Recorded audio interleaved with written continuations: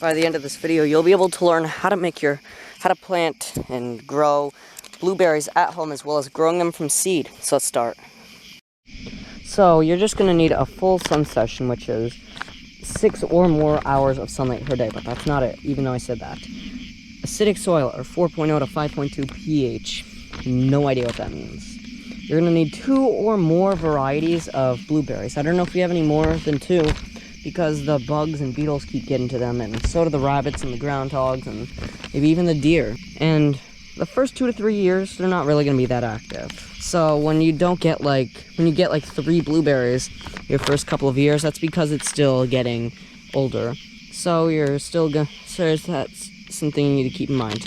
It peaks between like the age of 5 to 12 years, and after that it starts to drop off, and they usually live about 15 years. And then they will grow very slowly. Now stick around to this next one, because this one will definitely be one of the most important parts of it. So they are going to need a cage to keep stuff like birds and some bigger bugs out of your garden and out of your blueberry patch. This might also be applicable to our strawberries, which are buried somewhere in these giant maze of weeds. They're just so annoying. 1 inch of water per week. So when they're growing, you're going to want to give them about 1 inch of water per week. Easy. Get an irrigation system. 3 videos on them. Probably seen some of them. And then 4 inches of water during the fruiting season. So this is usually like June and August. So when they're really like flowering and stuff like that, that's when you're going to want to water them, like 4 inches of water per week. So make sure you have that stuff all set up. You're going to want to plant them about 1/2 inch underground. So if you're doing this is not like from seed, because we'll talk about from seed next. But like when it's like most of the time you like get them like as they are like a year old or so. That's when you're going to want to like put like the root balls and stuff like that in the ground. And then you're going to want to not fertilize them in your first year.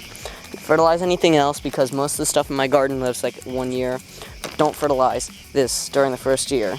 And then you're going to want to harvest them usually in June or August. Usually peaks around this time of year. Like, I literally had a pretty nice and decent one around this time last year. So yeah, I'll possibly be dropping one on Friday. You never know. So what you're going to want to do is you're going to put them in a freezer for 90 days. That means like when you extract the fertile seeds, you're going to want to put them in your freezer for 90 days. Don't take them out. So 3 months or so. I don't know if you can set a timer for 3 months, but make sure you do that, so that way they stay safe in the freezer. So once the 90 days are up, I want you to fill a tray with